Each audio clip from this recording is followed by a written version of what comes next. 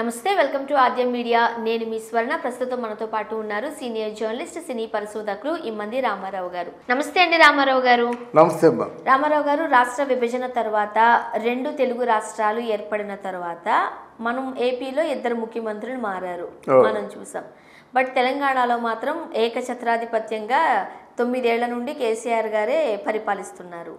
Right, ఎన్నికలు దగ్గర పడుతున్న నేపథ్యంలో ఈ 9 ఏళ్ల పరిపాలనకి సంబంధించి కేసీఆర్ గారికి వచ్చిన మార్పులకి సంబంధించి ఏం చెప్తారు? ఇక్కడ ముందు తెలంగాణ విభజన అనేది కాంగ్రెస్ పార్టీ వాళ్ళు చాలా ఫూలిష్గా చేశారమ్మా.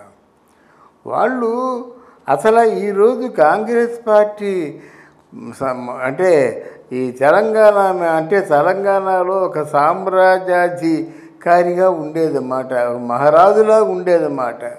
అటువంటిది వాళ్ళు తొందరపడి అక్కడ తలుపులు మూసి ఆ బీజేపీ వాళ్ళ మాటలు, తర్వాత వీళ్ళందరి మాటలు విని ఆ ప్రకటించడం వల్ల ఏమైందంటే తెలంగాణని ప్రకటించారు.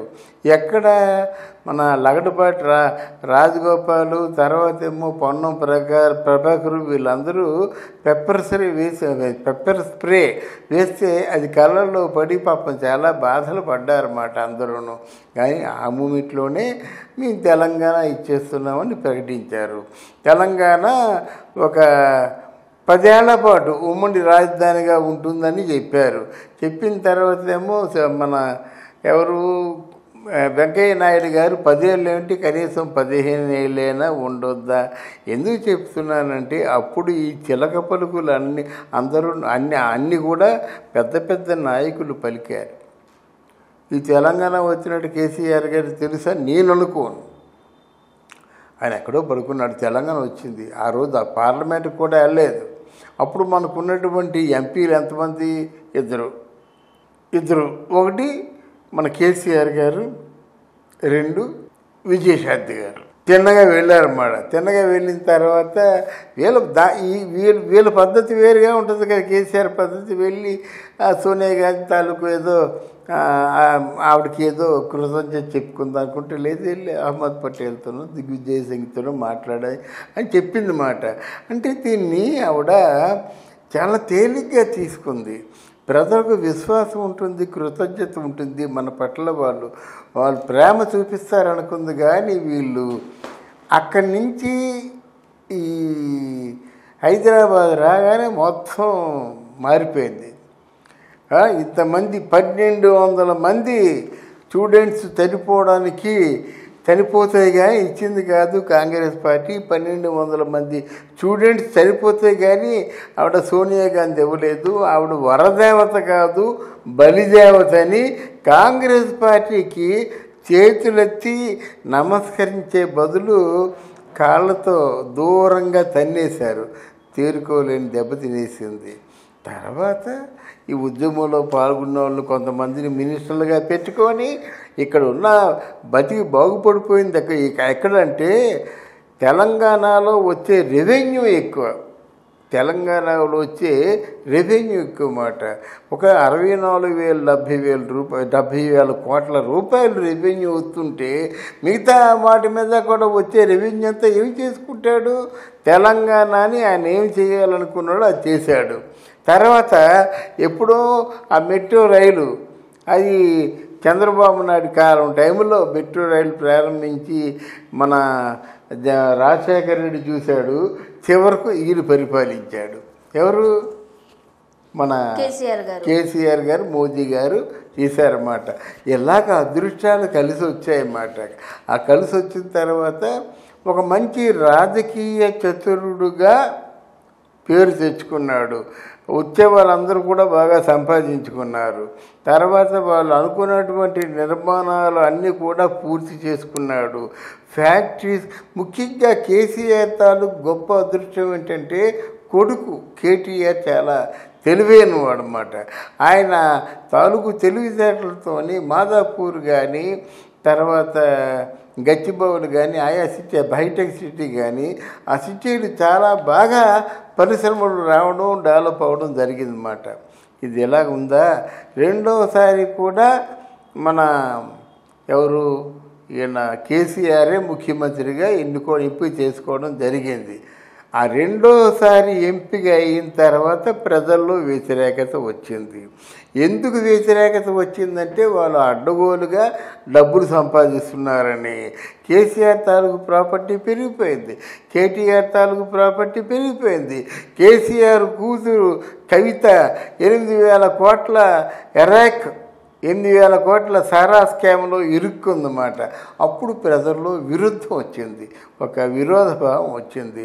ప్రజలు డబ్బు బింగేస్తున్నాడు. తర్వాత కాళేశ్వర ప్రాజెక్టుకి ఓన్లీ పేరైతే మార్చాడు కానీ ఆ రూపాయి ఖర్చు పెట్టలేదు, అంతా మింగేశాడని పబ్లిక్ టాకు. అంటే ఏంటి, 5 సంవత్సరాలు బాగానే ఉన్నాడు కానీ మిగతా ఈ 4 సంవత్సరాల్లో ఈ మార్పులు వచ్చాయి. కూతురు ఎప్పుడైతే స్కామ్లో ఇరుక్కుందో ఈ టీఆర్ఎస్ పార్టీని కాస్త బీఆర్ఎస్ పార్టీ చేశాడు. టీఆర్ఎస్ పార్టీ ఎందుకు పుట్టింది? స్వతంత్రం, తెలంగాణ స్వతంత్రించి బ్రతకాలని టీఆర్ఎస్ పార్టీ పుడితే ఈ బీఆర్ఎస్ పార్టీ ఎందుకు? ఆ కూతురు స్కామ్ ఉంది కదా, ఆ స్కామ్ని కొంచెం పక్కకు తప్పిద్దాము, ఆ స్కామ్లోంచి కూతుర్ని బయటపడేద్దామని ఉద్దేశంతో బీఆర్ఎస్ పార్టీ వచ్చింది. తర్వాత ఏమైందంటే ఇక్కడ రేవంత్ రెడ్డి కాంగ్రెస్ పార్టీని హ్యాండిల్ చేయడం మొదలుపెట్టాడు. రేవంత్ రెడ్డి ఏం చేశారంటే కాంగ్రెస్ పార్టీలో ఉన్నటువంటి బలహీనతలన్నీ కూడా ముందుగా గమనించి ఆ కాంగ్రెస్ పార్టీలో ఉన్న పెద్ద నాయకులందరినీ కలిశాడు. హనుమంతరావు గారిని, రేణుకా చౌదరి గారిని కానీ పెద్ద పెద్ద. వాళ్ళెవరు రేవంత్ రెడ్డిని యాక్సెప్ట్ చేయడం లేదే? లేదు, ఎందుకు యాక్సెప్ట్ చేశారు? యాక్సెప్ట్ చేయకపోతే ఎంతవరకు ఎలాగ వస్తుంది? ఆయన ఒంటరి పోరాడుతూనే ఉన్నారు. యాక్సెప్ట్ ఒక రకంగా చెప్పాలంటే కేసీఆర్ గారు సరైన ప్రతిపక్షం లేకుండా తుడిచిపెట్టేశారని చెప్పుకోవద్దు. లేదు, ఎందుకంటే ఈరోజు యాదాన్ టుడే తెలంగాణలో ఉన్నది ఏంటంటే తెలంగాణ పార్టీకి 30%, బీజేపీ పార్టీకి 30%, కాంగ్రెస్ పార్టీకి 30%, మిగతా 10% అదర్స్. ఇది క్యాలిక్యులేషను. మరి ఎవరు ఒక అడుగు ముందుకు వేస్తారో వాళ్ళు రేపు పొద్దున్న అంటే గవర్నమెంటు స్థాపించడానికి అవకాశాలు ఉన్నాయి.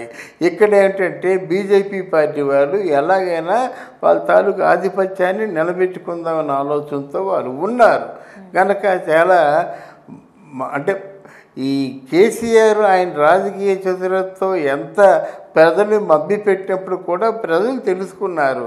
నిన్న కేసీఆర్ ప్రజలు తెలుసుకున్నప్పటికీ కేసీఆర్ కాకుండా ఇంకా ఏ పార్టీ వాళ్ళ కళ్ళ ముందు కనిపించడం లేదు. కాంగ్రెస్ ను నమ్మే పరిస్థితిలో ఉన్నారా ప్రజలు? ఇటు బీజేపీ వైపు చూసేలాగా కూడా లేరు. అండ్ ఓవైసీ వాళ్ళు కూడా చెప్పడం జరిగింది, ఆ బీఆర్ఎస్ స్టీరింగ్ మా చేతుల్లో ఉంది అంటున్నారు. ఒకవేళ మా చేతుల్లో కనుక బీఆర్ఎస్ పార్టీ స్టీరింగ్ ఉన్నట్లయితే చార్మినార్ ఏరియాని మేము వేరేలా మార్చి ఉండేవాళ్ళము అని. సో వాళ్ళకి పడట్లేదు అన్నట్టుగానే చెప్పడం కూడా చూసాంగా. లేదండి, ఇక్కడ ఉన్నటువంటి ఓవైసీ వీళ్ళందరూ కూడా మంచి స్నేహితులు అండి, మామూలు స్నేహితులు కాదు. వాళ్ళ ప్రాణం ఉన్నంత వరకు ఈయన పెడతారండి. కాంగ్రెస్ పార్టీ కూడా మునుపటి కంటే ఇప్పుడు షర్మిల కూడా ఒక చిన్న సైజు లీడర్గా తీసుకున్నారు. కానీ జూడో యాత్ర తర్వాత రాహుల్ గాంధీ చాలా విజృంభించాడు, చాలా ప్రతిపక్ష పార్టీలన్నీ కలిశాయి ఒకటి. తర్వాత వాళ్ళు వచ్చి కన్విన్సింగ్గా చెప్పాలి కానండి, కేవలం తెలంగాణ పార్టీ ఇవ్వడం వల్ల దేశంలో 135 సంవత్సరాల కాంగ్రెస్ పార్టీనే కోల్పోయిందండి.